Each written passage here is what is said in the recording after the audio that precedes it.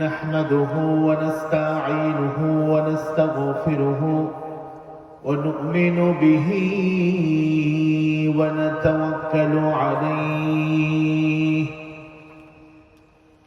ونعوذ بالله من شرور أنفسنا ومن سيئات أعمالنا من يهده الله فلا مضل له ومن يضلله فلا هادي له أي فلن تجد له وليا مرشدا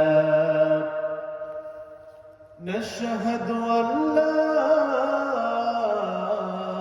إله إلا الله وحده لا شريك له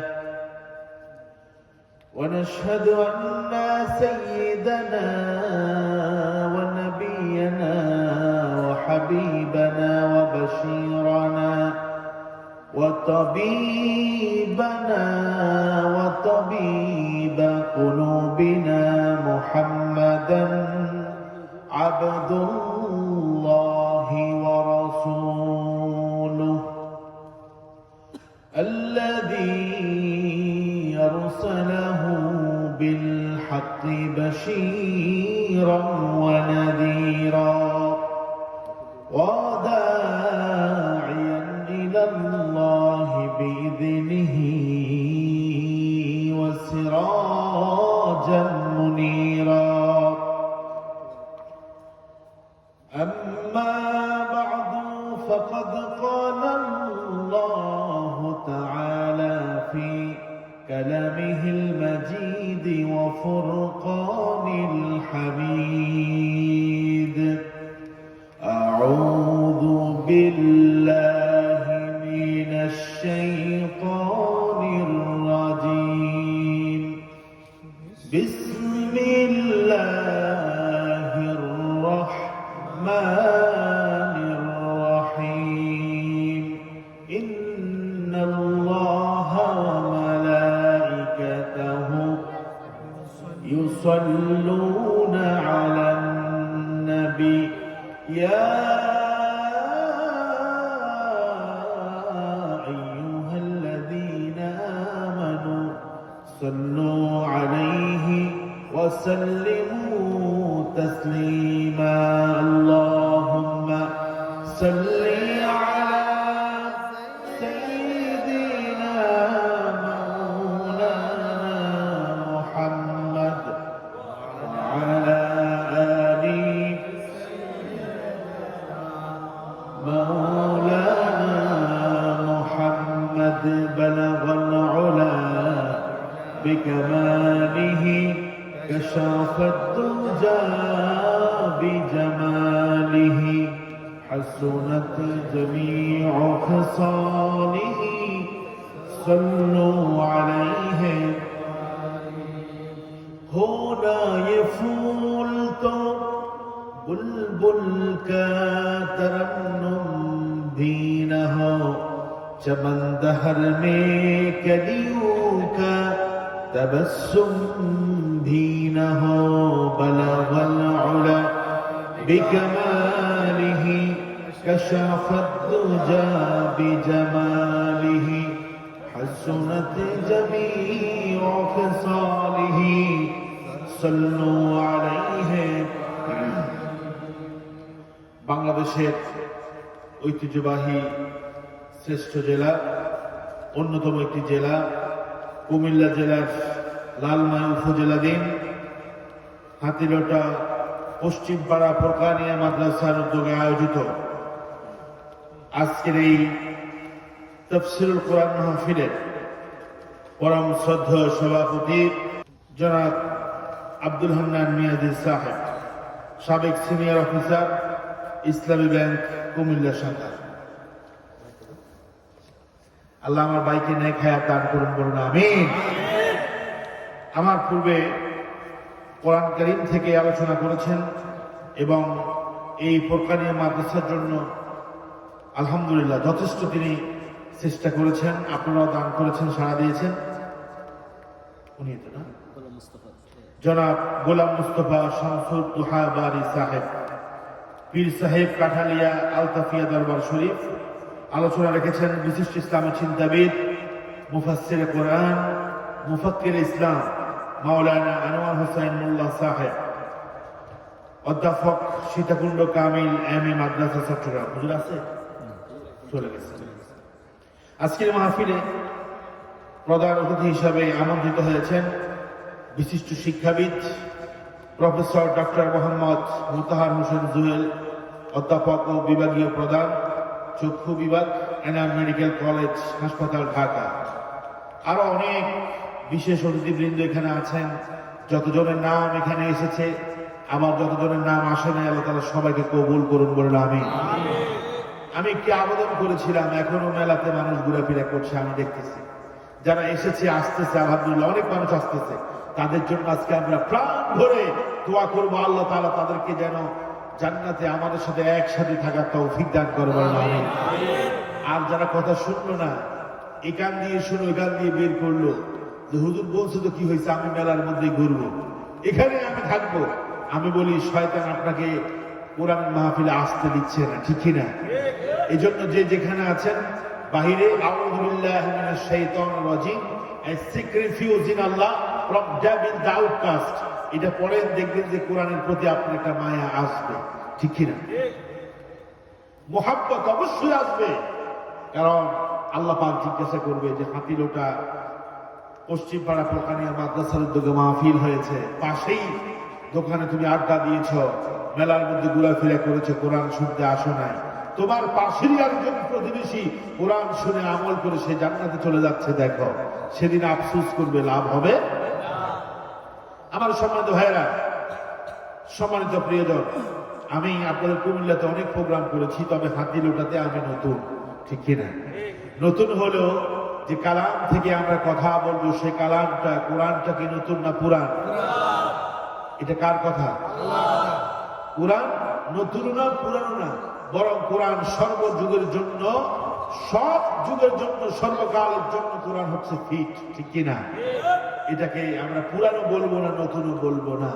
রাসূল বলেছেন, লা তুহসা আজাইবাহু ওয়ালা তুবলা মারাইবাহু, কোরআন তো এমন কিতাব যেটা কখনো পুরাতন হবে না। কোরআন তো এমন কিতাব, এই কোরআনের মধ্যে আল্লাহ আশ্চর্যজনক এমন কথাগুলো দিয়েছেন যেটার বিস্ময়কারিতা কখনো শেষ হবে না। সুবহানাল্লাহ। আমার ভাইরা, আমি আজকে আপনাদের সামনে গুরুত্ব একটি বিষয় নিয়ে কথা বলবো। বিষয়টা খুবই গুরুত্বপূর্ণ। মানুষ যা আছে আলহামদুলিল্লাহ, একজন থাকলেও আমরা দায়ী, যারা আছি তারা কোরআনের দাওয়াত দিয়েই যাব, ঠিক কিনা? হেদায়েতের জন্য বেশি মানুষের প্রয়োজন হয় না, যা আছে আলহামদুলিল্লাহ, আলহামদুলিল্লাহ করুন। আমার ভাইরা, আমাদের দেশটা যতই আমরা সম্পদশালী হচ্ছি, যতই আমাদের প্রবাসীরা রেমিটেন্স পাঠাচ্ছে, যতই আমাদের দেশ সমৃদ্ধির পথে আগাচ্ছে, কিন্তু আবার আমরা বছর শেষে দেখতে পাই যে আমাদের দেশটা আসলে সামনে আগায় নাই, বরং আরো পিছনে চলে গেছে, ঠিক কিনা? এর অনেকগুলো কারণ আছে। এই অন্যতম একটি কারণ হচ্ছে আমাদের দেশটা কেন আগাচ্ছে না, কেন আমরা পৃথিবীর দরবারে মাথা উঁচু করে দাঁড়াতে পারছি না। তার অন্যতম একটা কারণ হচ্ছে দুর্নীতির কারণে এবং খারাপ চরিত্রের নেতাদের কারণে আমাদের দেশটা সামনে এগুচ্ছে না, ঠিক কিনা? আমরা তাদেরকে ভোট দেই, সিল মেরে যাদেরকে আমরা সমর্থন করি, দেখা যায় এদের চরিত্র, আখলাক, আচরণ আমাদেরকে বারবার হতাশ করে, ঠিক কিনা? আমার সম্মানিত ভাইয়েরা, আমার দেশটা উন্নতির পথে অগ্রসর হওয়ার না হওয়ার একটা কারণ হলো অন্যায়, অপরাধ, দুর্নীতি, মাদক, জেনা, ব্যভিচার, অশ্লীলতা, এই সবগুলো কারণে আমাদের দেশ সামনে এগোচ্ছে না, ঠিক কিনা বলেন? আমি আপনাদের খেদমতে আজকে অনেকগুলো পয়েন্ট নিয়ে কথা বলবো। এই দেশটা স্বাধীন হয়েছে 53 বছর হয়ে গেল। আমাদের পরে স্বাধীনতা লাভ করেছে মালয়েশিয়া, অথচ তারা উন্নতি অগ্রগতির পথে অনেক দূরে গিয়ে গিয়েছে, ঠিক কিনা? কারণ আমাদের দেশে ইমানদারও আছে, আবার চোরও আছে, ঠিক কিনা? আমার দেশের খাঁটি দেশপ্রেমিকও আছে, আবার দেশের টাকা লুট করে বিদেশে সুইস ব্যাংকে রাখবে, এরকম লোকেরও কোনো অভাব নাই। কোরআন আল কারীম বলছেন দুর্নীতি এবং অপরাধ দূর না হওয়ার অনেকগুলো কারণ আছে। তার মধ্যে এক নম্বর কারণ হলো যে ব্যক্তির যোগ্যতা নাই, যার কাছে কোনো আমানতদারিতা নাই, সম্পদ পাইলে পরে নিজের মনে করে, এরকম লোক যখন ক্ষমতায় বসে, এরকম লোক ক্ষমতায় বসলে ওই দেশের মধ্যে কখনো উন্নতি হবে না। কথা যদি আমি ভুল বলি আমার থামায়া দিয়ে, এখানে অনেক ইন্টেলিজেন্স পার্সন আছে, অনেক জ্ঞানী মানুষ এখানে আছে, আমি জানি। আমানতদারির হাতে যদি ক্ষমতা না যায়, চেয়ারের মধ্যে যদি 12 লোক না বসে, অসৎ লোক যদি চেয়ারের মধ্যে বসে, ওই চেয়ার থেকে কখনো ভালো কিছু আশা করা যায় না। আমরা বিগত দিনে যাদেরকে যখন যে চেয়ারে বসিয়েছি, উনি ওই চেয়ারে বসে শুধু নিজে কিভাবে উন্নতি করবে, নিজে কিভাবে স্বাবলম্বী হবে, চুরি করে দুর্নীতি করে কিভাবে নিজের ব্যাংক ব্যালেন্স করবে, বিদেশে সেকেন্ড হোম করবে। আমরা যুগে যুগে সময়ে অসময়ে দেখেছি তারা নিজেদেরকে নিয়ে ব্যস্ত, ঠিক কিনা বলেন? মক্কায় গিয়ে হজ করেন, বাইতুল্লাহ গিয়ে জিয়ারত করেন, নামের আগে আলহাজ হাজি সাহেব লেখা, তাকে মানুষরা দরবেশ বলে, কিন্তু ব্যাংক লুট করে, শেয়ার বাজার লুট করে হাজার হাজার কোটি টাকা সে নিজের ব্যাংক অ্যাকাউন্টে জোগাড় করেছে, ঠিক কিনা? 5 তারিখের পরে এদেশের বহু দরবেশ ধরা খেয়েছে। এক দরবেশ নৌকা দিয়ে ট্রলার দিয়ে পালাতে চেয়েছিল, মায়ানমার যেতে চেয়েছিল, জনগণ তাকে আটকায়া দিয়েছে, ঠিক কিনা? এই দরবেশ নিজেকে বাঁচানোর জন্য দাড়িগুলো ফেলে দিয়েছে। আল্লাহ পাক বলে, দাড়ি ফেলাতে যা করস আমার শাস্তি থেকে, ধরা থেকে বাঁচতে পারবে না, ঠিক কিনা? কি সুন্দর দাঁড়িয়ে উনি পালায়া দিচ্ছে, ঠিক না? আবার কিছু কিছু সূরা আছে জীবনে দাঁড়িয়ে রাখে নাই, বাঁচার জন্য দাঁড়িয়ে রাখছে, ঠিক কিনা? তাহলে বাঁচার জন্য কেউ দাঁড়িয়ে ফেলে দিয়েছে, আবার বাঁচার জন্য সে সবসময় শেভ করে, ক্লিন শেভ করে সে দাঁড়িয়ে রেখেছে। আল্লাহ পাক বলেন, ইন্না বাতশা রাব্বিকা লাশাদীদ, আমার ধরা বড় শক্ত ধরা, ওয়া উমলি লাহুম ইন্না কাইদি মাতিন, আমি আল্লাহ সাথ দেই, তবে ছেড়ে দেই না জালেমকে, ঠিক কিনা? ঠিক। কোটি টাকা লুটপাট করেছে, দুর্নীতি করেছে, এই দেশটাকে তারাবিহীন জুড়িতে পরিণত করেছে, ঠিক কিনা বলেন? কষ্ট হয় আপনাদের? আমার ভাইরা, দেশটাকে কোথায় নিয়ে গেল তারা? দেশটাকে তারা এমন ভাবে পঙ্গু করে দিয়েছে, রিজার্ভ এমন অবস্থা হতে যাচ্ছিল যে রিজার্ভ শূন্যের কোটা চলে আসতেছে, ঠিক কিনা বলেন? আল্লাহ তাআলার গায়েব মদদ ছাড়া আমি মনে করি যে এটা সম্ভব হতো না, ঠিক কিনা? অমুকে কয় অমুক ছাত্রের অবদান, অমুকে কয় অমুক উপদেষ্টার অবদান, অমুকে বলে অমুকের অবদান। আমি বলি কারো অবদান নাই। সর্বপ্রথম যার অবদান স্বীকার করতে হবে তিনি হচ্ছেন আল্লাহ সুবহানাহু ওয়া তাআলা, ঠিক কিনা?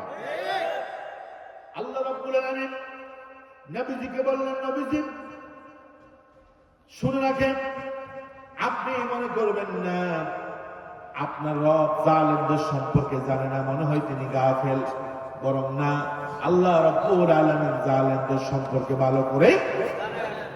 আপনাকে আছেন না মাঝে রাগ করতেছেন না? আপনারা কি ওদের আত্মীয় স্বজন হন নাকি? কথা বল না কেন? আমার আলোচনা কিন্তু একটু গরম, ঠিক কিনা?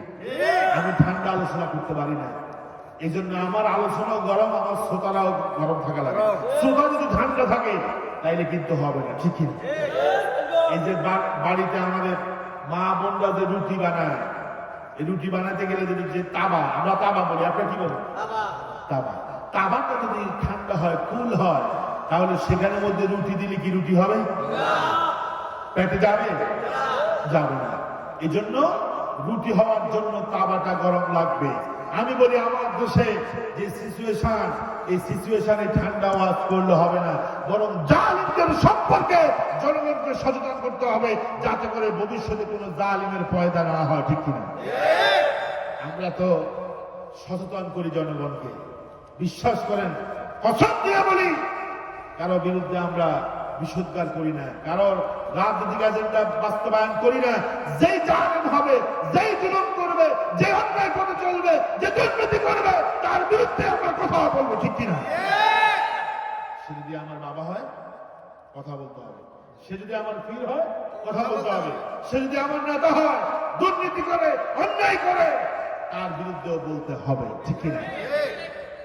আমাদের লক্ষ্মীপুরে দুইজন এমপি ছিল, সদরের এবং রায়পুরের। তাদের নেতা কর্মীরা এখন ফেসবুকে পোস্ট করতেছে যে এই দুইটার কারণে আমাদের দল শেষ, লক্ষ্মীপুরের ইমেজ শেষ। কারণ কি? এরা ইউনিয়ন পরিষদের চেয়ারম্যান হবে, সেটা বিক্রি করেছে 1 কোটি টাকা, ঠিক কিনা? আমি চিন্তা করি এই সূরা 1 কোটি টাকা যে দিয়েছে নমিনেশন নেওয়ার জন্য, এটা কি ভালো থাকবে না দুর্নীতিবাজ হবে? এটা চিন্তা করবো। আমি 1 কোটি টাকা দিয়ে নমিনেশন নিয়ে ইউনিয়ন পরিষদের চেয়ারম্যান হয়েছি। এবার যত বাজেট আসবে, গম আসবে, চাল আসবে, ডাল আসবে, টিন আসবে, যা আসবে এগুলা জনগণকে দেওয়া যাবে না। ওই যে আমি 1 কোটি টাকা দিয়েছি, এই টাকা আমাকে উঠাতেই হবে। মেহরবানি করে কথা বলবো। টাকা যা দেওয়ার তো দিচ্ছেন, এবার আমার সাথে একটু কথা বল নাকি? ওগুলো টাকা তো লাখে লাখে দিচ্ছি, এবার কি এর কথা? না, কথা বলতে হবে। টাকা কি আমারা দিচ্ছেন? আমার বাইরে দিচ্ছেন? টাকা দিচ্ছেন মসজিদ ফোরকানিয়ার জন্য, ঠিক কিনা? ফোরকানিয়ার উন্নয়নের জন্য, কথা না ঠিক না? প্রত্যেকটা টাকা আল্লাহর ফেরেশতারা লিখে ফেলেছে, সুবহানাল্লাহ। কিরামান কাতিবিনা ইয়ালামুনা মা তাফআলুন। যিনি দিয়েছেন তারটাও লেখা হয়েছে, যার আছে যে দেয় না, কৃপণতা করেছে, ফেরেশতারা তার নামটাও লিখে ফেলেছে, ঠিক কিনা? ওরা কিয়ামতের দিন আফসোস করবে, লাউলা আখারতানি ইলা আজালিন করিব ফাসাদদাকা ওয়া কুন মিনাস সালিহিন। আরে আমি যদি ওই করিম ভাইয়ের মতো, রহিম ভাইয়ের মতো হুজুরের সাথে কথা বলার সাথে সাথে যদি আমি দিতাম, তাহলে আমি আজকে করিম ভাইয়ের মতো নেককার হয়ে জান্নাতে চলে যেতাম, ঠিক কিনা? কিন্তু কি আফসোস করলে কি আর পাওয়া যাবে? বলতেছিলাম 1 কোটি টাকা দিয়ে আপনারা যখন বলবেন যে হুজুর আমাদের আর ভালো লাগে না, একটু ইশারা দিবেন, আমি শেষ করে দেব। ভালো লাগতেছে? এখন নেতা যখন 1 কোটি টাকা দিয়ে নমিনেশন কিনছে, এবার নেতা চিন্তা করে, চেয়ারম্যান সাহেব চিন্তা করে, বাজেট যা আছে, রাস্তাঘাটের বাজেট যা আছে, পোলকাট বাটের বাজেট যা আছে, আমি কিচ্ছু দেব না, সব উঠাইয়া সব আমার ব্যাংকে জমা করে ওই যে 1 কোটি টাকা দিয়েছি চালান উঠাতে হবে। এরকম হয় কিনা? হয়। মানে এটা করতে গিয়ে দুর্নীতির চরম শিখরে পৌঁছে গিয়েছে। আহা, নমিনেশন বাণিজ্য করে দেশটাকে দুর্নীতির আখ্যায় পরিণত করেছে, ঠিক কিনা? আমার ভাইয়েরা, অযোগ্য ব্যক্তিকে যোগ্য ব্যক্তির চেয়ারে বসানো, যার কোনো কোয়ালিটি নাই, কোয়ালিফিকেশন নাই, যোগ্যতা নাই, যে ওই চেয়ারের উপযুক্ত না, তাকে যদি সেই চেয়ারে বসানো হয়, তাহলে এটা হলো আমানতের খেয়ানত। এটা কি? আরো জোর করে, আমানতের খেয়ানত। আমার ভাই যদি এই এলাকা থেকে চেয়ারম্যান নির্বাচন করে, আমি বলবো যে উনি মনে হয় 300 ভোটও পাইতেন, ঠিক কিনা? আবার যেটা চরিত্র খারাপ, লম্পট, চোর, বদমাস, অসভ্য, নামাজ পড়ে না, ইসলামের সাথে কোনো রিলেশন নাই, সে নির্বাচনে দাঁড়াইলে 30,000 ভোটে উইন করে, ঠিক কিনা? কারণ কি? ওই যে রাতের বেলায় পাবলিক রে 500-1000 করে মাইরা দিছে, পাবলিক কয় হ্যাঁ টাকা যেহেতু খাইছি, ভোট তো তারে দিতেই হবে, ঠিক কিনা? আল্লাহ রাসূল বলেন, কিয়ামতের অনেকগুলো আলামত আছে, তার মধ্যে অন্যতম একটা আলামত হলো ইদা উসিদাল আমরু ইলা গায়রি আহলিহি।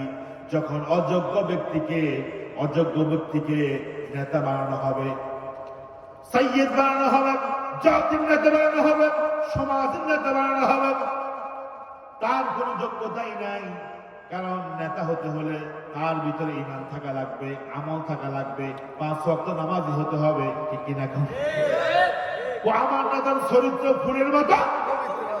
আমি কই তোর নেতা গাঁজা খায় 5 ওয়াক্ত, কষ্ট হয়? নামাজ নাই, রোজা নাই, ইসলাম নাই, কোরআনের সাথে কোনো রিলেশন নাই, অথচ কর্মীরা স্লোগান দেয় আমার নেতার চরিত্র ফুলের মতো পবিত্র, ঠিক কিনা বলেন? এরপরে নেতারে যখন ভোট দিয়া নেতা বানাইলো, চেয়ারম্যান মেম্বার এমপি বানাইলো, এরপরে নেতার আসল চরিত্র প্রকাশ পায়, ঠিক কিনা? 10টা বাজে গেছে নেতা সাহেবের কাছে, স্যার উঠেন না, আপনার কাছে আসছে। সামসা থাকে, নেতাদের কি থাকে?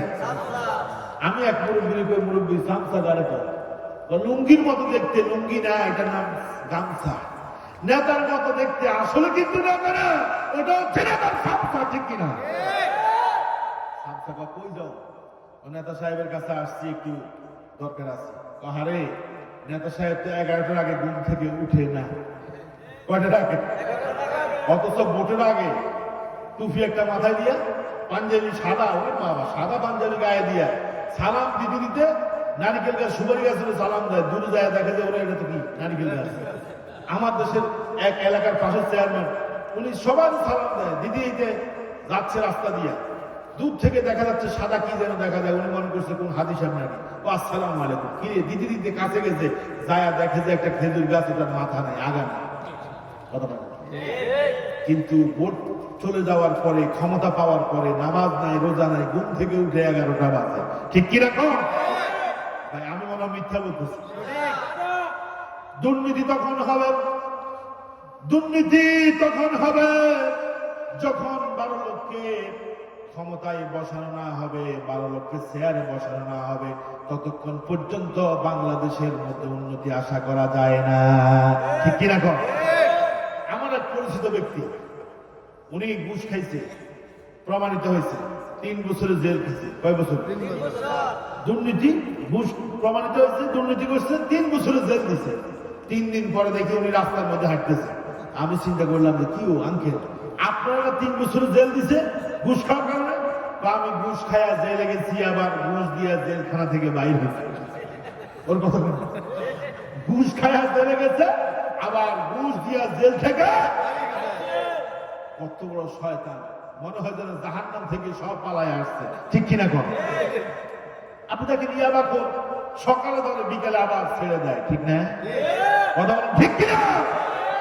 দেশটা ভালো হবে কোথেকে? পুলিশ অফিসারদের মধ্যে চোর, বাটপার, ঘুষখোর যেগুলো আছে, এগুলো আর সোজা হয়ে গেছে, অনেকে চাকরিতে জয়েন করে নাই। ওই যে আমি আসতে আমার সহকারী আমার বাইকে বললাম যে দেখেন, আমার ড্রাইভার সাহেবকে কালকে আমি একটা সফর থেকে আসতেছি, আমি গাড়ির ভিতরে দেখলাম যে পুলিশের হাতগুলো এখন পকেটের ভিতরে। কোনায়? পকেটের ভিতরে। নোয়াখালী আসলে কোনায়? পকেটের ভিতরে। ড্রাইভারের তো কি পকেটের ভিতরে? ড্রাইভারকে মনে শীত লাগে। আমি না মিয়া, দুপুরে কি শীত? দুপুর বেলা শীত? এটা হাত ভিতরে রাখছে মানে আমি এখন আর ঘুষ খাই না, আমি এখন আর ঘুষ খাই না। কারণ হাত বাইরে থাকলে ড্রাইভাররা মনে করে যে এটা ঘুষ খাবে, আগেই আগেই বাহির করে রাখে। এখন 4 হাতটার ভিতরে ওরাও ঘুষ বাহির করে। আমার এক আত্মীয় একদিন বললো যে অ্যাক্সিডেন্ট অফিসে আগে যাইতাম, ঘুষ ছাড়া ফাইল সামনে যেত না, এখন যাওয়ার পরে বলে স্যার স্যার কি লাগবে কি লাগবে, ঠিক কিনা? কথা বলেন ঠিক কিনা? কারণ দুর্নীতিবাজরা এখন সোজা হয়ে গেছে, ওরা জানে যে ওদের আফা এখন আর নাই। আফা কি নাই? তবে আফা মাঝে মধ্যে বলে, কর্মীদেরকে সান্ত্বনা দেয় যে তোমরা চিন্তা করবা না, টেনশন নিও না, আমি কিন্তু পাশেই আছি, শর্ট করে ঢুকে যাবো। কথা বলে কি কয়? শর্ট করে। আমি বলি যা অপকর্ম করছেন, আগাম প্রকাম করছেন, বাংলাদেশে ঢুকার চিন্তা করবেন না, কারণ জনগণ আপনাকে সময় দিয়েছে 45 মিনিট, ঠিক কিনা? যা করছেন, ওই যে আমার দেশ পত্রিকা আবার নতুন করে বাইরে হচ্ছে, বন্ধ করে দিচ্ছিল। আমার দেশ পত্রিকার হেডলাইনের মধ্যে আপনারা পড়বেন, আমার দেশের যিনি সাবেক বুবুজান ছিলেন, উনি দিল্লিকে বলছে আমার যেহেতু বের করে দিয়েছে, তোমরা ঢাকাকে আক্রমণ করো, অ্যাটাক করো। চিন্তা করেন, উনি আমার সোনার বাংলা আমি তোমায় ভালোবাসি জাতীয় সঙ্গীত করছে না? দেশে এত বেশি ভালোবাসছে, মাঝে মধ্যে বক্তব্য দিতে যায় চোখ মুস্ত, কিন্তু পানি বাইরে না। আচ্ছা কেন যে মুস্ত আমার খাওয়া বুঝে আসে? কান্নার অভিনয় জনগণ বুঝে, ঠিক কিনা? সুতরাং আপনি দেশপ্রেমিক না, দেশপ্রেমিক যদি হতেন আপনি দেশেই থাকতেন, পিছনের বাধা দিয়ে দিল্লিতে পালিয়ে যেতেন না, ঠিক কিনা? আমরা তো 16টা বছর নির্যাতন সহ্য করেছি, জেল খেটেছি, জুলুমের শিকার হয়েছি। আমাদের কোরআনের পাখি আল্লামা দারাজুল সাইদিকে 12 বছর জেলখানায় রেখে অবশেষে ইন্তেকশন পুশ করে তারা মেরে ফেলেছে, ঠিক কিনা? আইনা গড় করে ব্যারিস্টার আমার আজমিকে, আরমানকে রেখেছে, বুড়ো বানিয়ে ফেলেছে। আরমানের বয়স 37 বছর, অথচ তাকে দেখলে মনে হবে 50 বছরের একজন বৃদ্ধ বানিয়ে ফেলেছে। নামাজ পড়তে দেয় নাই, আযান শুনতে দেয় নাই, নামাজের সময় তারা একটু ওযুর পানিও দিত না। গজব কি এমনি আসে? গজব কি এমনি আসে? ব্যারিস্টার আরমান বলল, আযান যখন হতো জোরে বাদ্য বাজিয়ে দেওয়া হতো যাতে করে আমি আযানের শব্দ শুনতে না পাই, যাতে করে আযানের শব্দ শুনে আমি যেন নামাজ পড়তে না পারি, এই জন্য জোরে জোরে সাউন্ড বক্স তারা বাজিয়ে দিত। এরা আবার মুসলমান দাবি করে। আবার একটা গ্রুপ তো এদেরকে কম জননী উপাধি দিয়েছে, ঠিক কিনা? আরেকটা সংসদে দাঁড়িয়ে কয় আমিরুল মুমিনিন। আমি চিন্তা করলাম যে আরো কম উপাধি দিতে যদি এখনো থাকতো, ঠিক কিনা? ভাই দলান্ত হবেন না, দলের কারণে অন্ধ হবেন না। আপনি কোন দল করেন আমি জানি না, তবে জুলুমবাজ দুর্নীতিবাজদের বিরুদ্ধে যদি আপনি দুর্নীতিবাজদেরকে ঘৃণা না করেন, জালিমকে যদি ঘৃণা না করেন, আপনিও জালেম, ঠিক কিনা? আল্লাহ নবী বললেন, মান রাআ মিনকুম মুনকারান ফালিয়ুগাইয়িরহু বিয়াদিহি। তোমাদের মধ্যে যদি তোমরা কোনো অন্যায় দেখো তাহলে হাত দিয়ে প্রতিহত করবা। হাত মানে হলো ক্ষমতা। ফাইন লাম ইস্তাতি' ফাবিলিসানিহি, ক্ষমতা দিয়ে হাত দিয়ে যদি প্রতিহত না করতে পারো, জিহ্বা দিয়ে কথা দিয়ে বক্তব্য দিয়ে প্রতিবাদ করবা, জালিমের সহযোগী হওয়া যাবে না। যদি কথাও বলতে সাহস না পাও তাহলে মনে মনে ঘৃণা করবা, কখনো জালিমকে সাপোর্ট করবা না, ঠিক কিনা বলেন? কারণ আপনি যদি জালিমকে সাপোর্ট করেন, ভালোবাসেন, তাহলে আপনিও জালিমদের কাতারে শামিল হয়ে যাবেন। কোরআন বলছে, ঠিক কিনা? এই জন্য আমার ভাইরা, দেশকে যদি সমৃদ্ধির পথে, উন্নতির পথে যদি নিতে চান, তাহলে 1 নম্বরে যোগ্য ব্যক্তিদেরকে চেয়ারে বসাতে হবে, ঠিক কিনা?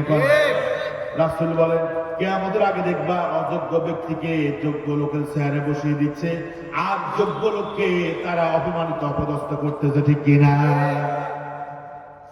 সংসদের মধ্যে আমাদের সর্বশেষ 2 জন এমপি ছিল, আলী হাসান মুজাহিদ ভাই এবং মাওলানা শহীদ মাওলানা মতিউর রহমান নিজামী, ঠিক কিনা? সব মন্ত্রণালয় বলতো যে বছর শেষে আমাদের ঘাটতি, এত কোটি টাকা দিচ্ছেন, এখন এত কোটি টাকা ঘাটতি আছে। আর এই 2টা মন্ত্রণালয়, সমাজ কল্যাণ মন্ত্রণালয় এবং শিল্প মন্ত্রণালয়, ওরা বলতো যে মাননীয় স্পিকার, আমাদের মন্ত্রণালয়ে কোনো ঘাটতি নাই, বরং আমাদের মন্ত্রণালয়ে বাড়তি অর্থ আছে। আল্লাহু আকবার! এদেরকে পাশে দিয়ে দিচ্ছে। এরা সন্ত্রাস, এরা জঙ্গি, এরা মানবতা বিরোধী, এরা রাজাকার, বিভিন্ন অপবাদ দিয়ে সোনার মানুষগুলোকে তারা দুনিয়া থেকে বিদায় করেছে। ওরা ওরা এদেরকে এত বেশি ঘৃণিত বানিয়েছে মানুষের কাছে। 5 তারিখে এরা যাওয়ার পরে সেনাবাহিনী সর্বপ্রথম কল করেছে বাংলাদেশ জামাত ইসলামের আমিরকে, আল্লাহু আকবার বলেন। এরপরে মির্জা ফখরুল সাহেবকে, এভাবে স্তর বাই স্তর ডেকেছে। সাংবাদিকরা বলতেছে যে আগে ওদেরকে ডাকছেন কেন? এতদিন তো ওদেরকে আপনার ঘৃণা করতেন, জঙ্গি নাটক সাজায়া ওদেরকে ধরে নিয়ে যেতেন। ওরা টিসি করতেছে, টিএস করতেছে, মসজিদের ভিতরে প্রোগ্রাম করতেছে, কোরআন হাদিস দিয়ে সামনে নিয়ে জঙ্গি বই বলে ওদেরকে আটক করতেন। এখন কেন ওদেরকে ডাকতেছেন আগে? এখন তো উনি নাই, এখন তো কি উনি নাই। তাহলে ওরাও বুঝতো কারা ভালো কারা খারাপ, কিন্তু সময়ের কারণে তারা প্রকাশ করতে পারে। আমার ভাইয়েরা, এটা ছিল ফিরআউনের স্বভাব। ফিরআউন কি করত? ফিরআউন ইমানদারদেরকে দুর্বল করে রাখতো। وجعل اهلها شيعا يستضعف طائفه, ইমানদার যারা এদেরকে দুর্বল করে রাখতো, যারা কোরআনের কথা বলে, ইসলামের কথা বলে, আল্লাহর কথা বলে, يستضعف طائفه, ওই মুসা এবং তার দলকে দুর্বল করে রাখতো। আমি বলি বাংলাদেশের এই লেডি ফেরাউন, উনিও কিন্তু একটা দলকেই টার্গেটে রেখেছে, ঠিকই না? জুলুম বলেন, নির্যাতন বলেন, নিপীড়ন বলেন, হত্যা বলেন, মামলা বলেন, হামলা বলেন, যা বলেন, টার্গেট কয় দল? জোর করে টার্গেট কয় দল? শেষ করে দিব। রাগ করতেছেন আপনারা? সুতরাং আমার ভাইরা, এই চেয়ারটা একটা আমানত। এখানে যদি এখন একটা অযোগ্য লোক হলে বসা দিতেন, কিচ্ছু জানে না, এসে বসে থাকতো, তাহলে কি আপনারা ওয়াজ শুনতেন? শুনতেন না। আমি মোটামুটি কোরআন থেকে কিছু শিখে আসছি বা জানি, আল্লাহ আমাকে যা দিয়েছেন ন্যূনতম জ্ঞান যেটা আছে সেটাই দিয়ে তো বলতেছি, নাকি বাপ দাদা কি ইচ্ছা বলতেছি? তাহলে দেশকে উন্নতির স্বর্ণ শিখরে নিতে হলে, দেশকে একটা জান্নাতি পরিবেশ দেশের মধ্যে তৈরি করতে হলে যোগ্য লোককে চেয়ারে বসাতে হবে, অযোগ্য লোককে চেয়ারে বসানো যাবে আমার ভাইয়া। ওমর রাদিয়াল্লাহু তাআলা আনহু যখন খলিফা, তিনি চিন্তা করলেন হিন্দ প্রদেশে একজন গভর্নর প্রয়োজন, কাকে গভর্নর বানানো যায়? ওই জায়গাতে মুসলমানও আছে, আবার কাফের মুশরিকও আছে। তিনি চিন্তা করলেন এমন একজন মানুষকে চেয়ারে বসাতে হবে, যিনি চেয়ারে বসলে পরে সবাই সমানভাবে সেবা পাবেন, আমানতদারিত্ব রক্ষা হবে, ওই দেশের প্রদেশের মানুষ যারা আছে তারা শান্তিতে থাকতে পারবে। তিনি দেখলেন তার কাছে একজন ভালো মানুষের সন্ধান পাওয়া গেল। তার নাম হচ্ছে সাঈদ ইবনে আমির আল জুমাহি রাদিয়াল্লাহু তাআলা আনহু। আল্লাহু আকবার। মজা পাবেন, একটু কষ্ট করে বসেন, দেখবেন মজা পাবেন। সাঈদ ইবনে আমির আল জুমাহি, এই লোকটা ছিল অমুসলিম। কি ছিল? অমুসলিম ছিল। একদিন কাফেররা রাসূলের একজন সাহাবীকে ধরে নিয়ে আসছে। কেন ইমান আনছো? কেন মুসলমান হয়েছো? কেন মুহাম্মদ চলে গেছো? আমাদের দেশে অতীতে দেখতাম যে ওই দল করস কেন, পকেটের মধ্যে ইয়াবা ঢুকাই দিয়া কয় যে ইয়াবা পাওয়া গেছে। আমরা নিজে দেখেছি ইয়াবা পকেটে ঢুকাই দিয়া মামুরা তাকে ইয়াবা মামলা ঢুকাই দিছে। আহারে মামুরা, ধরা খাইবা, ধরা কি? কাফেররা একজন সাহাবীকে ধরে নিয়ে আসলো, নাম হলো হযরত খুবাইব রাদিয়াল্লাহু তাআলা আনহু। খুবাইব রাদিয়াল্লাহু তাআলা আনহুকে তারা ধরে নিয়ে আসলো, বলল খুবাইব, এই মুহূর্তে তুমি যদি বলো আমি মুহাম্মদের উপর থেকে ঈমান ছেড়ে দিলাম, আল্লাহর উপর থেকে আমি ঈমান ছেড়ে দিলাম, আল্লাহকে রব বলে বিশ্বাস করি না, মুহাম্মদকে আমি নবী বলে বিশ্বাস করি না, ও খুবাইব তাহলে এক মুহূর্ত নয় আমরা তোমাকে ছেড়ে দিব। ঠিক কিনা? আচ্ছা বলেন, আমাদের ঈমান আর খুবাইব রাদিয়াল্লাহু তাআলার ঈমান কি এক? আমগরে রাতের বেলা 500 দিলে আমরা মাথা বিক্রি করে ফেলাই, বুঝেননি? মাথা বিক্রি বুঝেন? মাশাআল্লাহ, দেখছেন নি কি শ্রোতা আমি পাইছি? লাখ লাখ শ্রোতা দরকার নাই, লাখ লাখ শ্রোতা দরকার নাই, অল্প কয়েকজন যথেষ্ট। আল্লাহু আকবার বলেন। তুমি ঈমান ছেড়ে দাও। হযরত খুবাইব বলল, শুনো, সারা দুনিয়া যদি তোমরা আমাকে দিয়ে দাও, আমি খুবাইব কশিনকালেও ঈমান ছেড়ে দিতে পারি না। আল্লাহু আকবার। আল্লাহ, এরা হচ্ছে ঈমানদার, ঠিক কিনা? ইন্নামাল মুমিনুনা আল্লাযীনা আমানু বিল্লাহি ওয়া রাসূলিহি সুম্মা লাম ইয়ারতাবু। ঈমানদার তো তারা, ঈমান আনার পরে যত বিপদ আসুক, মুসিবত আসুক, হত্যা, জুলুম, জেল, যত কিছুর ভয় আসুক, ওরা বলেন না সুম্মা লাম ইয়ারতাবু, ঈমান থেকে তারা এক ছুঁড়ে সরে যায় না। আল্লাহু আকবার। খুবাইব রাদিয়াল্লাহু তাআলা আনহু হাসতেছেন, বলতেছে তোমরা আমার কিসের প্রস্তাব দাও? আমি তো তোমাদের প্রস্তাবকে ঘৃণা করে প্রত্যাখ্যান করলাম। আল্লাহু আকবার বলেন। এখান থেকে শিক্ষা নেবেন, জালেমরা বাতিল আপনাদেরকে কিনতে চাইবে। খবরদার বলি, দুনিয়ার কোন সম্পদের বিনিময়ে, অর্থের বিনিময়ে জালেমদের সাথে আপোষ করা যাবে না। জালেমদের কাছে নিজের মাথাকে বিক্রি করা যাবে না, ঈমান বিক্রি করা যাবে না।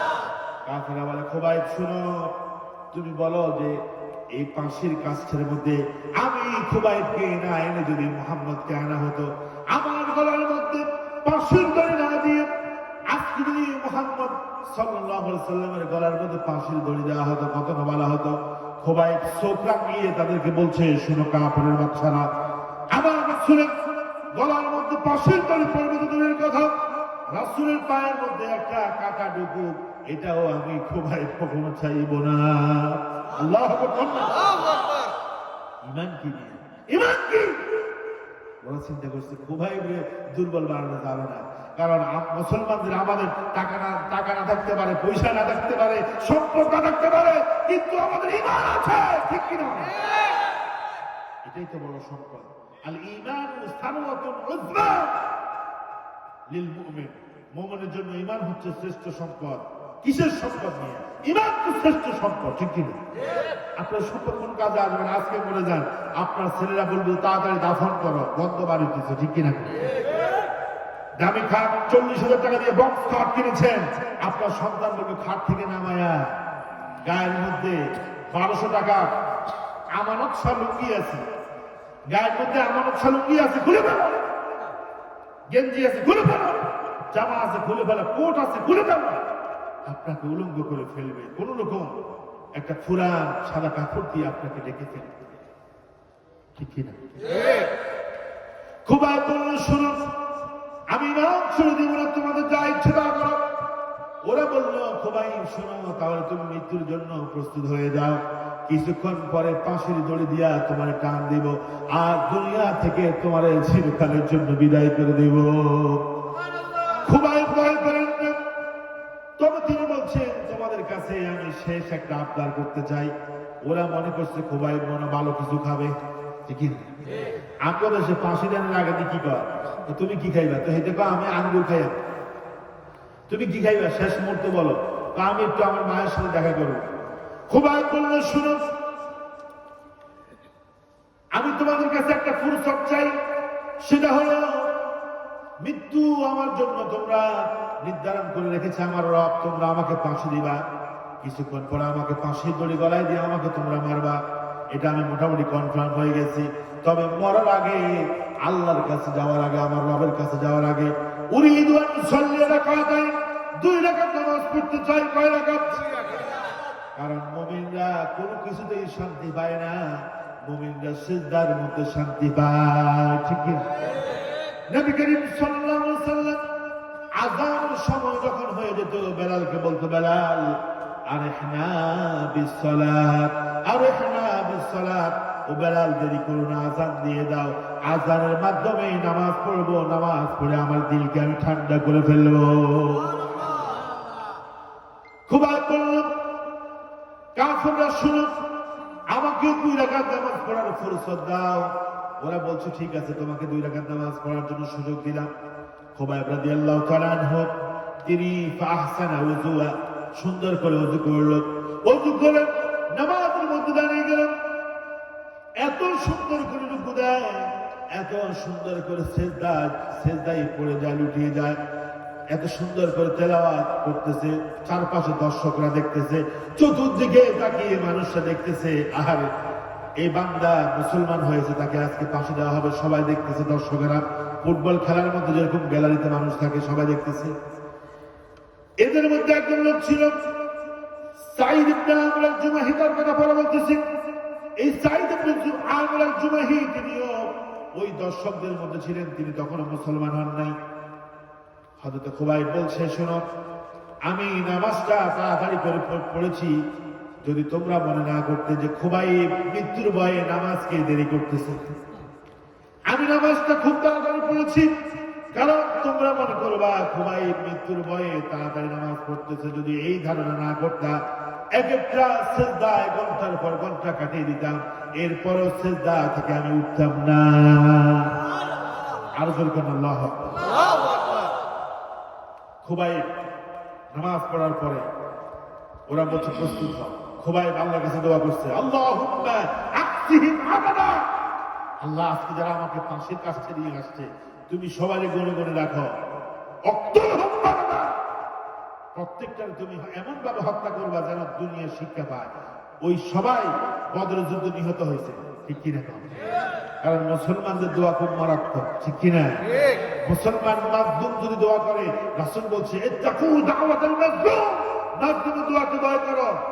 আল্লাহর মাঝে আর মাজলুমের মধ্যে, দোয়ার মধ্যে লা হিজাবা বাইনাহুমা, মাজলুমের মাঝে আর আল্লাহর মাঝে কোনো পর্দা থাকে না। মাজলুম যখন হাত তুলে, আল্লাহ ডাইরেক্ট দোয়া কবুল করে ফেলে, ঠিক কিনা? ঠিক। রাসূল বলছে, 3 ব্যক্তির দোয়া আল্লাহ ফিরিয়ে দেন না। সালাসাতুন, 3 ব্যক্তির দোয়া আল্লাহ ফিরিয়ে দেন না। 1 নম্বর হচ্ছে আল ওয়ালিদাইন, মা বাবার দোয়া। 2 নম্বর হচ্ছে দাওয়াতুল মাজলুম, মাজলুমের দোয়া আল্লাহ ফিরিয়ে দেন না, বদদোয়া ফিরিয়ে দেন না। 3 নম্বর হচ্ছে দাওয়াতুল মুসাফির, মুসাফির যদি দোয়া করে সেটাও কবুল হয়, বদদোয়া করলেও সেটা কবুল করে কে? আল্লাহ। খুবাইব বলছে আল্লাহ, আল্লাহুম্মা আহসিহিম আদাদা ওয়াকতুলহুম বাদাদা। আল্লাহ, তারা যারা আজকে ষড়যন্ত্র করে ইমানদার হওয়ার কারণে আমার মারছে, সবাই তুমি গনে গনে হিসাব করে রাখো, আর এদেরকে এমন ভাবে ধরবা যাতে করে এরা ছুটতে না পারে। আল্লাহু আকবার। আমি বলি এখন যারা ধরা খাচ্ছে, একটা তো আছে যে খেলা হবে, কি বলছে খেলা হবে। আমি বলি তুমি যেই মানের খেলোয়াড়, তোমার ধাক্কা দেওয়া লাগবে না, টোকা দিলে তো তুমি 30 হাত দূরে যাবে, ঠিক কিনা? খেলবা, মুখ দিয়ে কথা বাইর হয় না। এখন দেখেন সমস্যা দিচ্ছে, চলবে কিছু খুবাইব রাদিয়াল্লাহু নামাজ দেখে, খুবাইব রাদিয়াল্লাহু তাআলা আনহুর ঈমান দেখে, খুবাইব রাদিয়াল্লাহু তাআলা আনহুর ঈমানের মজবুতি দেখে, খুবাইব রাদিয়াল্লাহু তাআলা আনহুর স্পিরিট দেখে, নামাজ দেখে, আল্লাহর প্রতি ভরসা দেখে, ওই দর্শকদের মধ্যে থেকে একজন সাঈদ ইবনে আমের আল জুমাহি, তিনি মুসলমান হয়ে গেছে। আল্লাহু আকবার। কেমন ঈমানদার দেখেন। আর আমরা যারা ঈমানদার, আমরা যারা উত্তরাধিকারী সূত্রে ঈমান পাইছি, ঠিক কিনা? মুসলমান হয়েছি উত্তরাধিকারী সূত্রে। আসলে কিন্তু আমরা এই জন্য ইসলামের মর্ম বুঝি না। যদি বুঝতাম তাহলে আমরা মেলায় থাকতাম না, আমরা মাহফিলে থাকতাম, ঠিক কিনা? দেখেন খুবাইবের পাশি দেখে, ঈমান দেখে, আল্লাহর প্রতি ভালোবাসা বিশ্বাস দেখে যিনি ঈমান আনছে তার নাম সাঈদ ইবনে আমের আল জুমাহি। ওমর রাদিয়াল্লাহু তাআলা চিন্তা করছে, এই লোকেরা আমার দরকার, তারা আমি গভর্নর বানালে জাতি উপকৃত হবে, দুর্নীতি করবে না, চুরি করবে না, ডাকাতি করবে না, জনগণকে ঠকাবে না। আল্লাহু আকবার।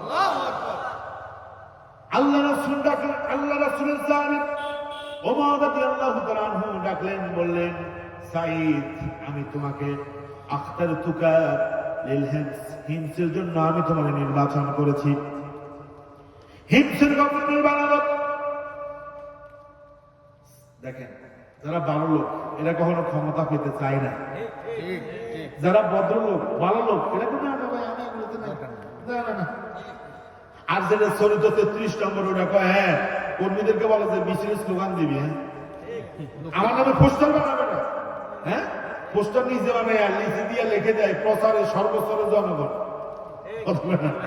পোস্টার বানাচ্ছে নিজে, খরচ দিচ্ছে নিজে, লাগায়ও নিজে, রাতের বেলা নিচে দিয়ে লিখে দিয়েছে সর্বস্তর। ওইটার কথা শুনবো নি? আমি কিন্তু এরকমই বলি ডাইরেক্ট, আমার কোনো ভয় নাই, ঠিক কিনা? ভয় কারে করি? আল্লাহরে। কথা বল, কারে করি? আমার ভাইরা, এই সাঈদ ইবনে আমের আল জুমাহিকে ওমর বলছে, যাও, কোনো কথা না, যাও, তোমার গভর্নর বানাইছে। সাঈদ ইবনে আমের আল জুমাহি চলে গেছে। যাওয়ার কয়েক বছর পরে ওমর রাদিয়াল্লাহু তাআলা আনহুর কাছে, 1 থেকে 1.5 বছর পরে ওমর রাদিয়াল্লাহু তাআলা আনহুর কাছে ওই হিন্দ প্রদেশের কিছু জনগণ পাবলিক আইছে রিলিফ নেওয়ার জন্য, রিলিফ বুঝে নিতে হবে। ওমর রাদিয়াল্লাহু তাআলা আনহু বললেন, হিমসের জনগণ, তোমাদেরকে আমি একজন গভর্নর দিয়েছি, তোমাদের গভর্নর কেমন একটু বলো। ওরা বলছে, আল্লাহে আল্লাহে, আল্লাহর কসম দিয়া বলি, তুমি আমাদেরকে যে গভর্নর দিয়েছ, আমরা একজন আমানতদার গভর্নর পেয়েছি। আল্লাহু আকবার। এবার ওমর রাদিয়াল্লাহু তাআলা আনহু বললেন, শোনো, তোমাদের ওই এলাকার ভিতরে, হিমস প্রদেশের ভিতরে গরিব গোরাবা যারা আছে, ফকির ফোকারা যারা আছে, তাদের একটা তালিকা আমারে দাও, আমার বাইতুল মাল থেকে গরিবদের জন্য আমি কিছু দান করবো। আল্লাহু আকবার। ওরা তালিকা করলো, তালিকাটা ওমর রাদিয়াল্লাহু তাআলা আনহুর হাতে দিল।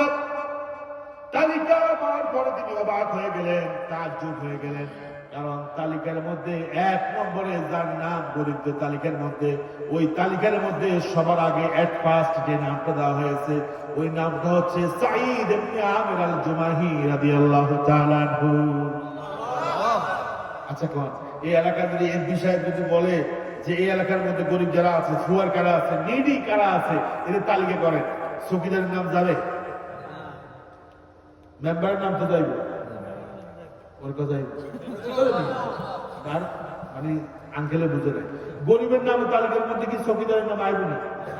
আইতো না, কারণ আমাদের সব চৌকিদারও 3 তলা ফাউন্ডেশন ঘর করে।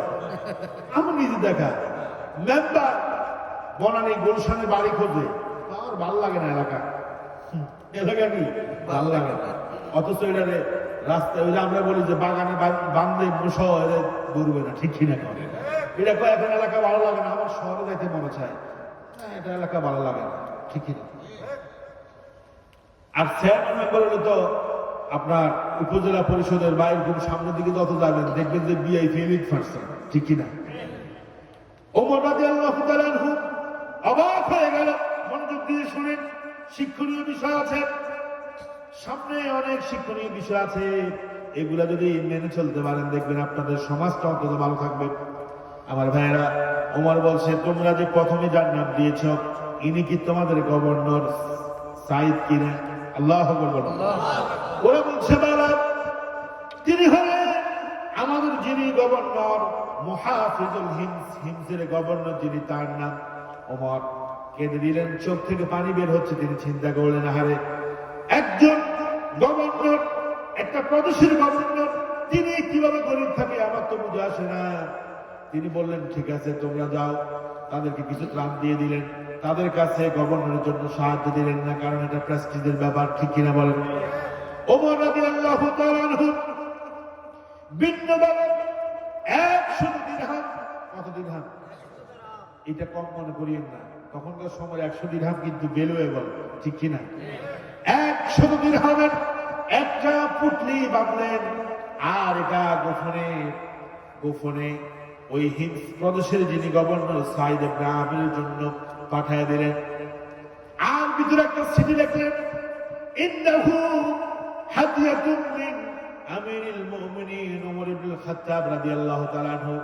যখন তিনি দেখলেন চমকে উঠলেন, লাফ দিয়ে উঠলেন, দাঁড়িয়ে গেলেন, বললেন দাখালাত আলাইয়া দুনিয়া, আমার ঘরের ভিতরে দুনিয়া ঢুকে গেছে, লিতুফসিদা আখিরাতি, আমার আখিরাতকে বরবাদ করার জন্য আমার ঘরের মধ্যে দুনিয়া ঢুকে গেছে।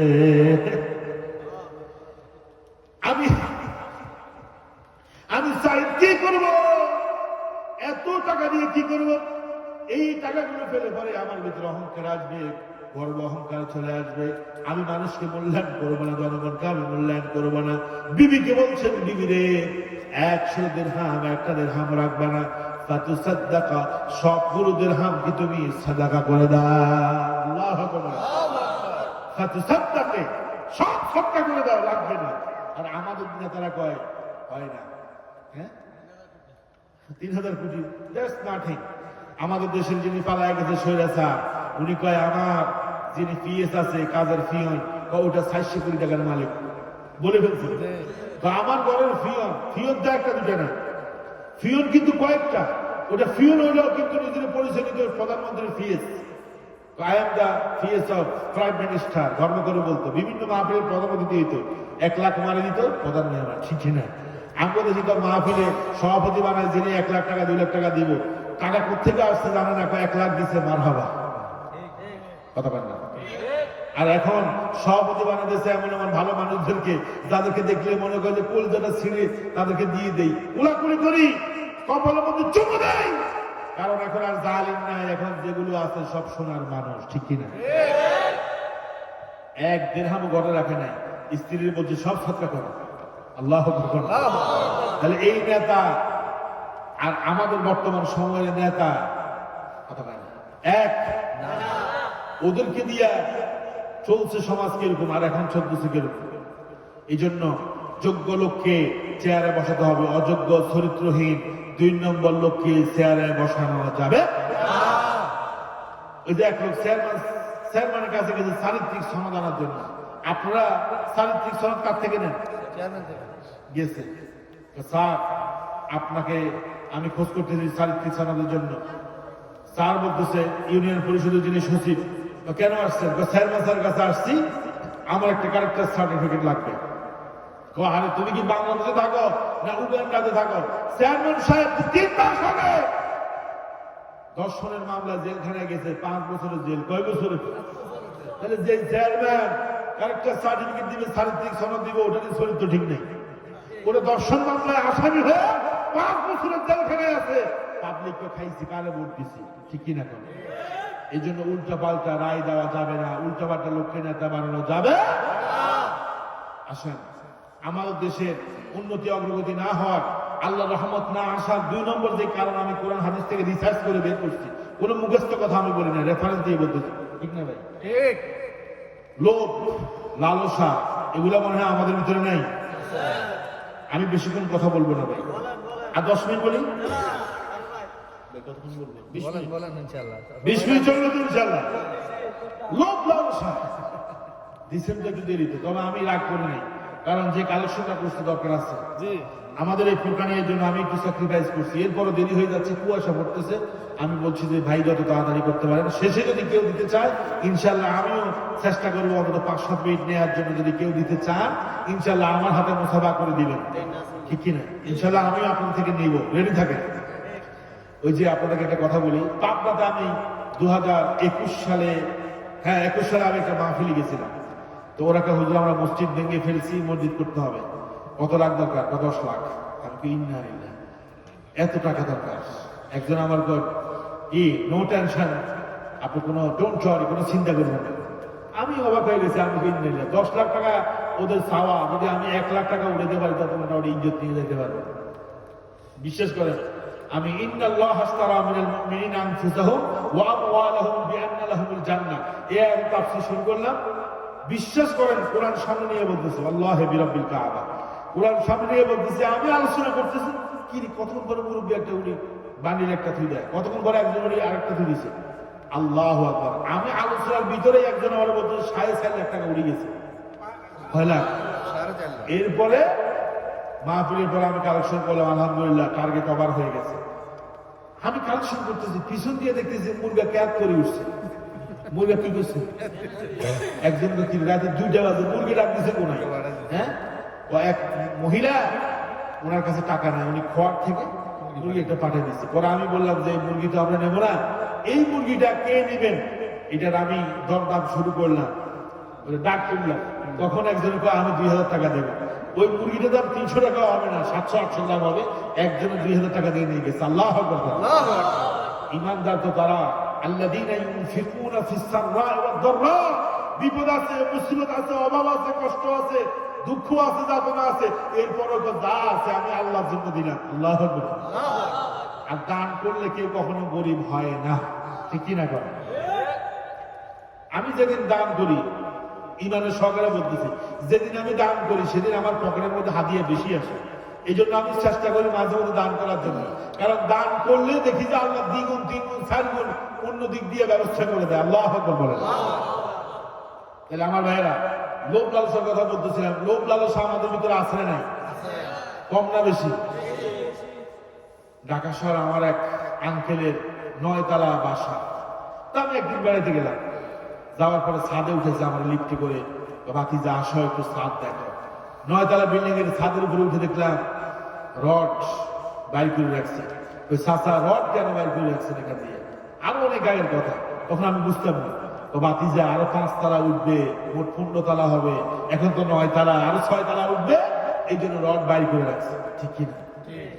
এরপরে আমি এক বিল্ডিং এ গেলাম 57 তলা। বাংলাদেশে কিন্তু একটা বিল্ডিং আছে, সরি 37 তলা, 3-7-37। আমি দেখলাম যে ওই বাসার ছাদের উপরও রড বাইর করা। বললাম যে আর কি করবেন? আমি এটার নাম দিয়েছি স্কাই টাওয়ার, মানে আমার টাওয়ারটা এত উঁচু হবে যে মনে হয় যেন আকাশ ছোঁয়া, স্কাই টাচ টাওয়ার, মনে হয় যেন আকাশ ধরবে। আমার ভাইরা বলেন, দেখেন এই লোকটা কি করবে এততলা বিল্ডিং দিয়া, ঠিক কিনা? স্কাই টাচ টাওয়ার, আকাশকে ছোঁয়া, আকাশ ছুবে, আকাশ ছোঁয়া বিল্ডিং করবে, প্রতিযোগিতা করতেছে। লোভ আছে না? যত দেয় আল্লাহ আরো চায়, যত দেয় আরো চায়, আরো চায়। আল্লাহ পাক বলছেন,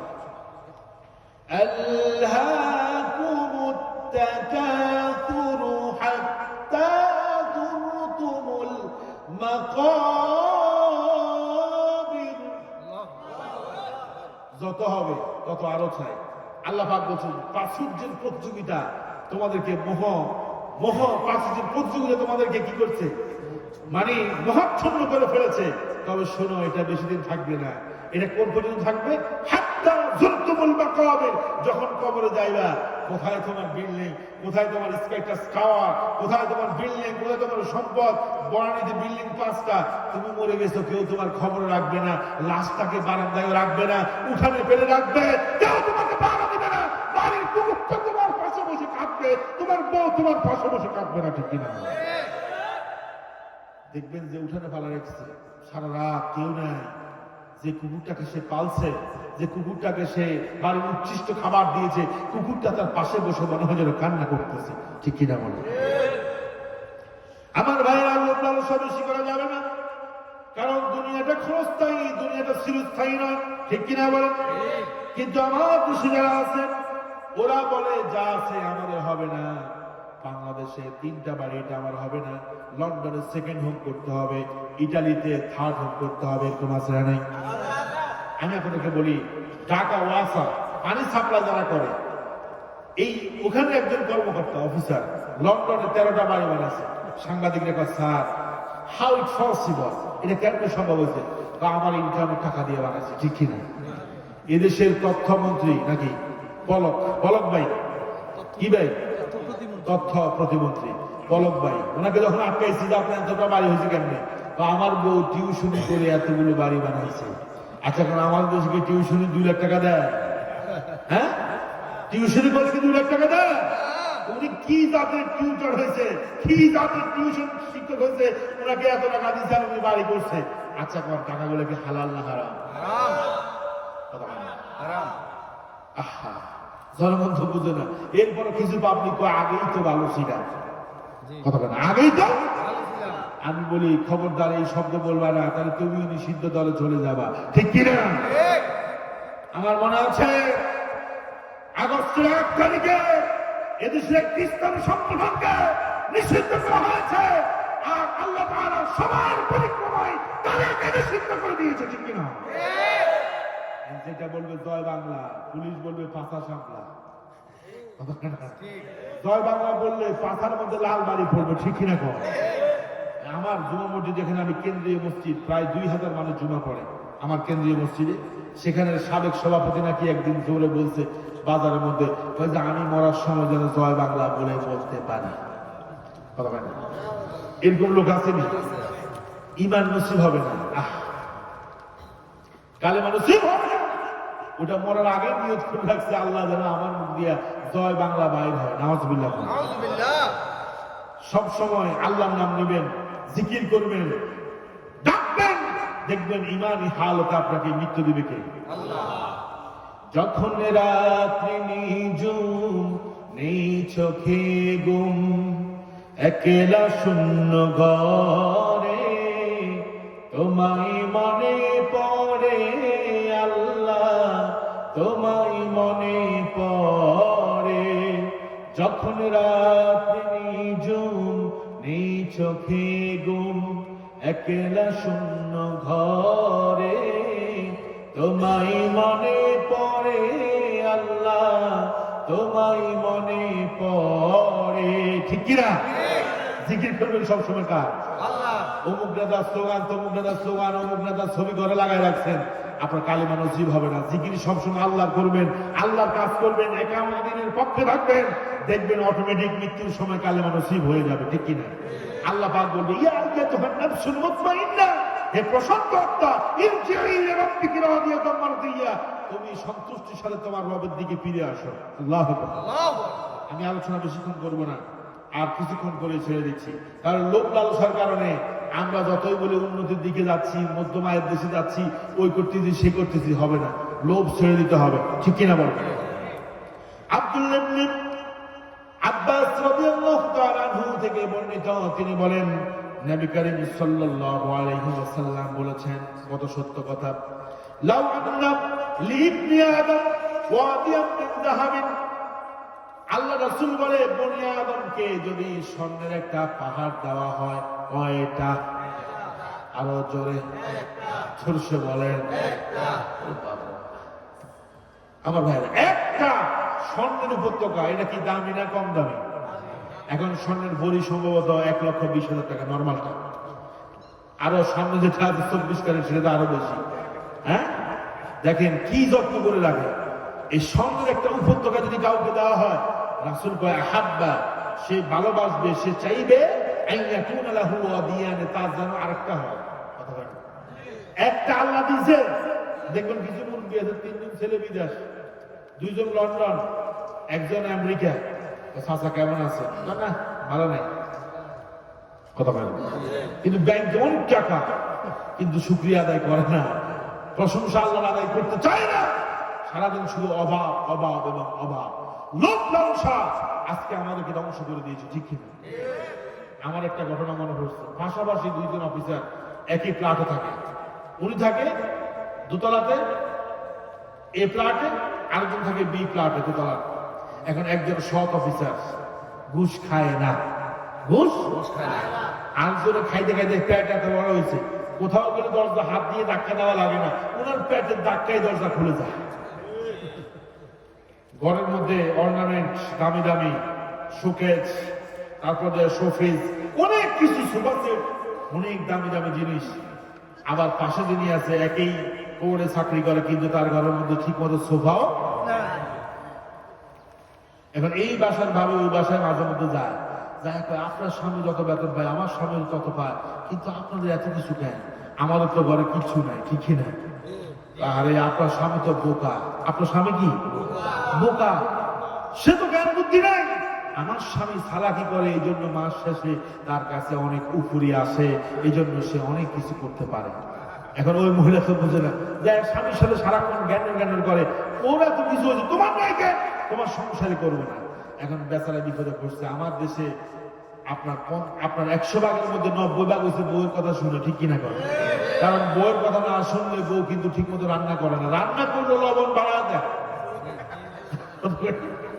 লবণ বেশি দেয়, অথবা কোনোদিন কম দেয়, কোনোদিন হলুদ বেশি দেয়, কোনোদিন মরিচ কম দেয়। তোমার সানাম আজ যদি বউয়ের কথা শুনে সকালবেলা পায়েস দেয়, দুপুরবেলা কি বিফ পোলাও রান্না করে, এরপর কি আধুনিক খাবার, কারণ বউয়ের কথা শুনতেছে। ওই যে এক কথার সাথে আরেক কথা আসে। এক অফিসার, ওনারা সবাই বলতেছে আপনি তো বউ পাগল নিয়ে, বউর কথা ছাড়া উঠেন না, বসে না।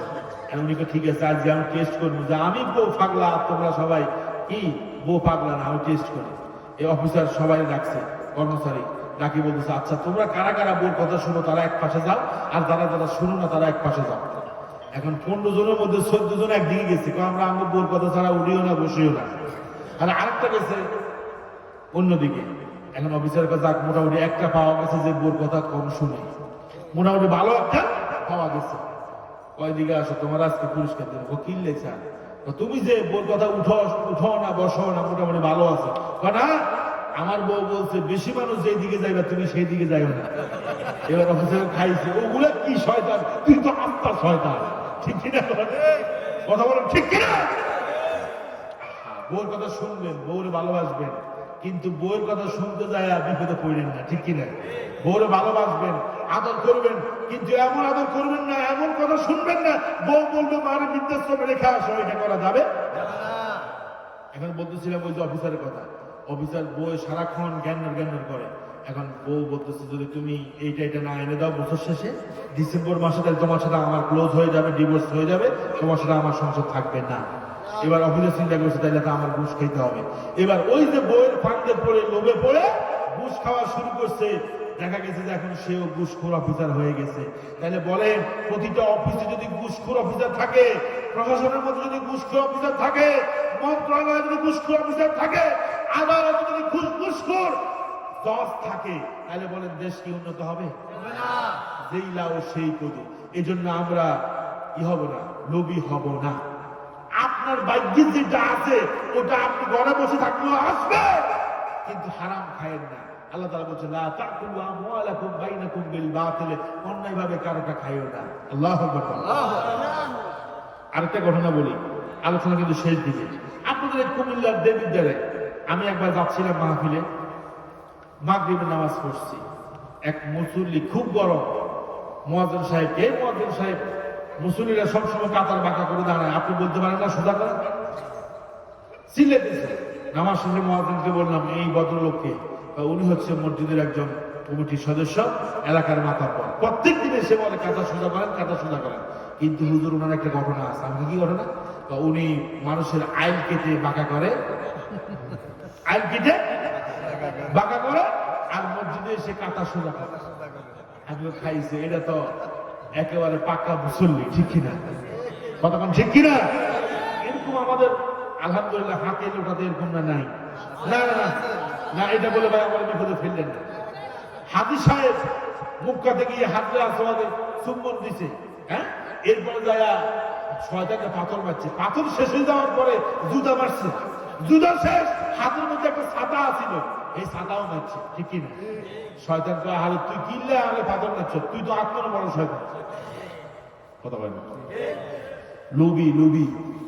আরেক বাতিজ একদিন আমার কাছে আসছে, কষ্ট হয় আপনাদের? 10 মিনিট চলবে না, 10 মিনিট, 10 মিনিট, সবাই তো বসে রয়েছে। এক বাতিজা আমার কাছে আসছে, কয় হুজুর আমার চাচার জন্য একটু দোয়া করেন। আমি কই চাচার জন্য দোয়া করবো মানে কি? মানুষের যার নিজের জন্য দোয়া। কয় হুজুর আপনাকে 1000 টাকা দিলাম, চাচার জন্য ভালো করে দোয়া করে দিবেন, যাতে করে চাচা একটু হজ করে সুন্দর মতো দেশে আসতে পারে। আমি বললাম কাহিনীটা কি? হুজুর কাহিনী তো আছে। কাহিনী হচ্ছে আমার চাচা জালেম, আমাদের সব সম্পত্তি সে নিয়ে গেছে, আমাদেরকে দেয় না। চাচারে যখনই বলি চাচা সম্পদগুলো দিয়ে দেন না, চাচা কয় বাকি যা হজ করে এসে দিয়ে দিব। হজ করে এসে হুজুর আমরা শুনছি মিনাতে অনেক মানুষ মারা যায়, মুজদালিফা আসার সময় অনেক মানুষ মারা যায়, আরাফাতের ময়দানে অনেক মানুষ মারা যায়, চাচা যদি মারা যায় তো সম্পদ দিব কে? এজন্য চাচা যেন হজ করে অন্তত দেশে আসতে পারে, একটু ভালো করে দোয়া করে দিয়েছে। টাকাও দিচ্ছে মস্ত হচ্ছে একটা 1000 টাকা নোট, দোয়া করছে মোটামুটি। এখন বলেন সব দোয়া কি কবুল হয়? 2 মাস পরে ছেলেটা এসে বলতেছে হুজুর টাকা ফেরত দেন। কিনলে দোয়া তো কবুল হয় না, দোয়া টাকা দিতেন। আমি ঘটনা কি? ও চাচা হজ থেকে এসে আগে বলছে, হজে যাওয়ার আগে বলছে জমি দিবে, এখন হজ থেকে এসে বলতেছে না বাতিলের জমি জমা পাওয়া না। কেন? আমি শুনছি হুজুরে ওয়াজ করে কইছে হাজরে আসওয়াদের সুমা দিলে গুনাহ সব মাপ। গুনাহ সব কি? আমি তো যা খাইছি, জমি জমা জাল দলিল করছি, সাত কাপড়া করছি, ঘুষ খাইছি, মিথ্যা কথা কইছি, সব করছি, হাজরে আসওয়াদের সুমা দেওয়ার পরে রাসূল বলছে সব মাপ। মা পৌঁছিনি ওরে হেতে ওয়াজ করে, হেতে কি ওরে বাবা। বাকি দেখা হুজুর দোয়া কবুলের টাকা দেয়। আমি শুনো চাচারা আমি ধরবো, এরপর চাচারা বুঝাইলাম, পরে চাচা রাজি হয়েছে, সেটা ভিন্ন ঘটনা। দেখেন হাজরা সুমা দিয়া, মাথার মধ্যে রুমাল দিয়া, উপরের মধ্যে একটা কি বিড়ার মতো এটা দিয়ে সালাদ দেয় আর দাওয়াত খায়। হাদিসা হজ করে আসছে, ভিতরে ভিতরে বাতিজার জমি মেলে দিচ্ছে, ঠিক কিনা? এই লোভ লালসা যতদিন আমাদের থেকে না যাবে, আল্লাহর কসম দিয়া বলছি, লোভ লালসা যদি দূর করতে না পারি, কশিন কালেও জান্নাতে যেতে পারবো না, ঠিক কিনা? আল্লাহ নবী বলেন ফাইন্না নাফসান লান তামুতা হাত্তা তাস্তাওফিয়া রিজকাহা। কোন মানুষ তার রিজিক পরিপূর্ণ হওয়া ছাড়া আল্লাহ রাব্বুল আলামিন তার জন্য যে রিজিক বাজেট রেখেছেন, ওই রিজিক খাওয়া ছাড়া কখনো সে মরবে না। আল্লাহু আকবার। আমি একটা সৌদি আরবের একটা কিতাবের মধ্যে একটা ঘটনা পড়ছি। একটা পিঁপড়া রাস্তা দিয়ে যাচ্ছে, ওই যে মৌচাকের থেকে এক ফোঁটা মধু নিচে পড়ছে মাটির মধ্যে। আর পিঁপড়া এটা যাওয়ার সময় কিরে এটা কি, হোয়াট ইজ দিস? সুন্দর দেখা যায় তো, একটু মুখ লাগাইছে, দেখা যায় মিষ্টি লাগে, আরেকটু খাইছে মিষ্টি লাগে, আরেকটু খাইছে মিষ্টি লাগে, ও কিরে এটা তো ভালোই তো লাগে। পাশের থেকে খাইতেছে সাইড পাশ দিয়ে, খাইতে খাইতে এবার একটু উপরে উঠি খাই, একটু কি এবার পিঁপড়া এটা উপরে উঠছে, উপরে উঠি মাথা চুবাইয়া খাইতেছে। হঠাৎ করে মাথাটা, এখান থেকে কিন্তু শিক্ষা আছে তাই, মাথাটাকে যখন ভিতরে ঢুকেছে এখন আর বাইর করতে পারে না, পা সহ ওটা দেহটা তার মধুর ভিতরে আটকে গেছে, এখন বাইর হতে পারে না। এখান থেকে শিক্ষা হলো, আপনি প্রথমে একটু ঘুষ খাইলেন, সুদ খাইলেন, অবৈধ ইনকাম খাইলেন, খাওয়ার পর দেখেন ভালো লাগে, আরো খাচ্ছেন, ভালো লাগে, আরো খাচ্ছেন, ভালো লাগে, দেখতেছেন কোনো ক্ষতি হয় না, কোনো বিপদ আসে না, মুসিবত আসে না। কিন্তু খাইতে খাইতে এক সময় যখন আপনি বিপদে পড়বেন, আল্লাহ আপনাকে বিপদে পালাবে, ধরবে, ক্যান্সার হবে, মহা মুসিবত আসবে, তখন আর বের হতে পারবে। এই জন্য আমার ভাইয়েরা, বিগত দিনে লোক লালসা করে রাষ্ট্রের সম্পদ যারা খেয়েছে, রাষ্ট্রের জনগণের সম্পদ যারা লুট করেছে, তারা ধরা খেয়েছে, তারা মনে করতেছে এখনো তারা আছে, ভালো আছে, কিন্তু অবশ্যই অবশ্যই তাদেরকে ধরা খেতে হবে। খিজিয়ুন ফিল হায়াতিদ দুনিয়া দুনিয়ার জীবনে তারা লাঞ্ছিত। আজকে তাদের হাতের মধ্যে হ্যান্ডকাপ লাগাচ্ছে, ওরা জীবনে চিন্তা করে নাই ভিআইপি পার্সন, তাদের পিছনে 10-15 জন পুলিশ থাকতো, এখন পুলিশরা তাদেরকে ধাক্কায়া ধাক্কায়া জেলখানার ভিতরে ঢুকে দিচ্ছে। এভাবে জাহান্নামে কাফের যারা হবে তাদেরকেও ফেরেশতারা ধাক্কায়া ধাক্কায়া লাইঠায়া জেলখানার মধ্যে যখন ঢুকে দিয়েছে, এখন জাহান্নামের মধ্যে লাইঠায়া ঢুকাবে, ঠিক কিনা? এই জন্য লোভ লালসা আমরা করবো না। বাকি পয়েন্টগুলো আমি ব্যাখ্যা করবো না, যেহেতু আমি তাফসীর আকারে কথাগুলো নোট করেছি।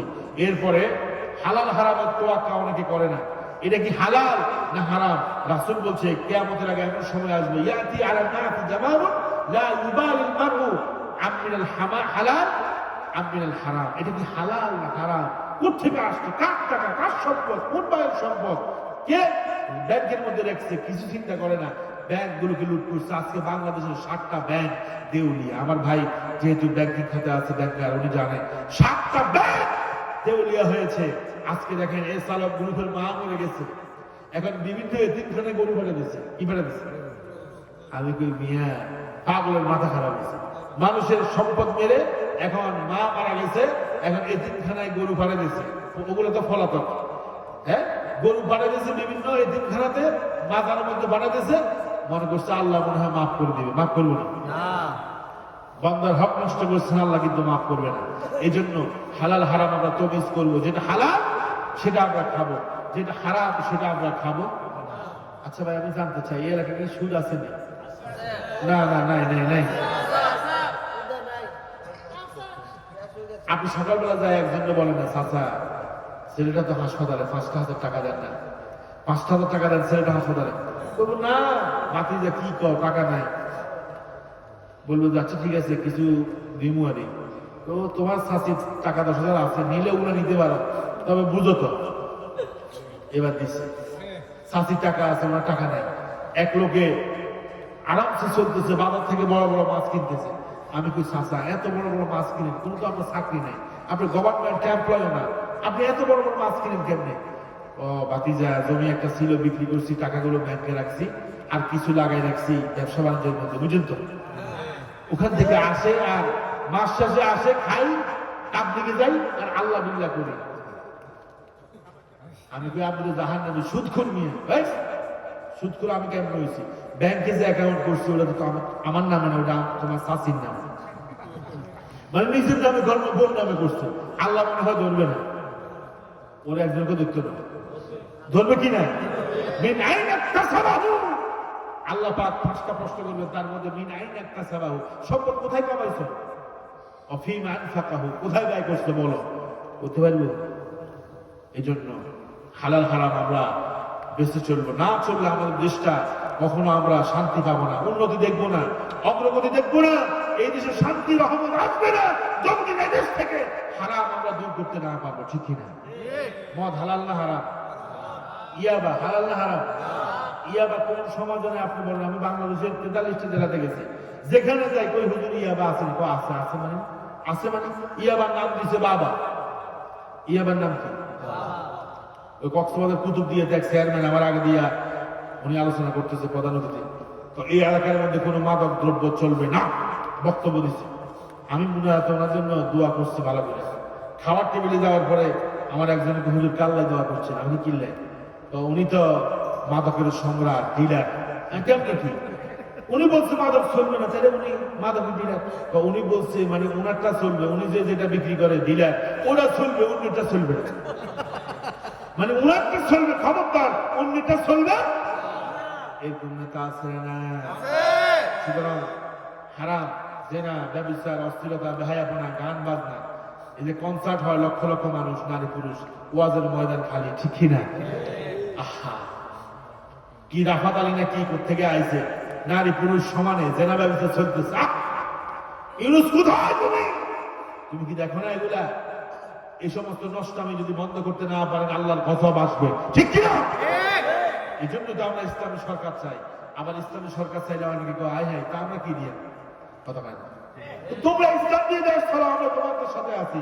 ইসলাম আছে যেখানে আমরা আছি, কোরআন আছে যেখানে আমরা আছি, কোরআন আজকে নিবৃতে কাঁদতেছে কোরআন যে আমিও আছি, সুদও আছে, জেনা আছে, গান আছে, ব্যবচার আছে, অশ্লীলতা আছে, মাদক আছে, তাহলে আমি কেন আছি?